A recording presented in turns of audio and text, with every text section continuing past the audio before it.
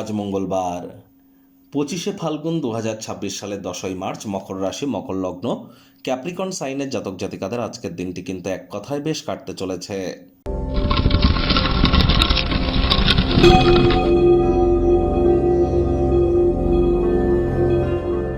ভিডিওটির শুরুতে স্ক্রিনে আপনারা দেখতে পাচ্ছেন হনুমানজির প্রণাম মন্ত্র। মনোজবং মারুত্তুল্য বেগং জিতেন্দ্রিয়ং বুদ্ধিমত্তম বরিষ্ঠম বাতাত্তজং মানর্জিত মুখ্যং শ্রীরামদূতং শরণ্যম প্রপদ্যে। সকাল সকাল আপনারা যখন স্নান আদি সারবেন তখন কিন্তু অবশ্যই একটি হনুমানজির ছবির সামনে আপনারা একটু ধূপ দেখিয়ে প্রথমে 3বার জয় সিয়ারাম বলে নিন। তারপরে এই মন্ত্রটি 3বার জপ করুন। তারপর 3বার নিজের নাম এবং গোত্র ধরে বলুন সদা হরি চেরা, সদা হরি চেরা। এটি 3বার জপ করে নিজের মনস্কামনাকে জ্ঞাপন করে দিনটি শুরু করুন, লাভান্বিত হবেন। আজ মঙ্গলবার, মঙ্গল গ্রহের কিন্তু প্রতিকার স্বরূপ হনুমানজির নাম জপের থেকে বেটার কিছু হতে পারে না। আর অবশ্যই মঙ্গল কিন্তু এখন রাহুর সাথে অঙ্গারক যোগে আছে এবং মঙ্গলের উপরে শতবিশা নক্ষত্রের একটি প্রভাবও কিন্তু আমরা পরিলক্ষিত করছি।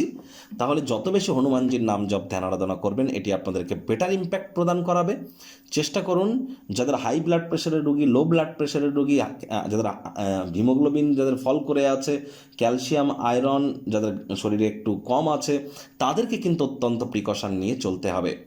আর অবশ্যই সাবধানে গাড়ি ঘোড়া চালান, সাবধানে হাঁটাচলা করুন। চোট আঘাত কিন্তু আপনাদের লাগতেই পারে, হুটহাট করে রেগে যেতে পারেন। রাগ কিন্তু স্বল্প পাগলামির একটি রূপান্তর মাত্র।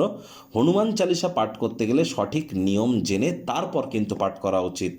ভাগ্য মিটার আজ আপনাদের বলছে 7.5 আউট অফ 10। ভাগ্য আপনাদের অনুকূলেই থাকবে। স্বাস্থ্যগত ব্যাপারে আপনাদেরকে একটু সাবধানতা অবলম্বন করেই চলতে হবে।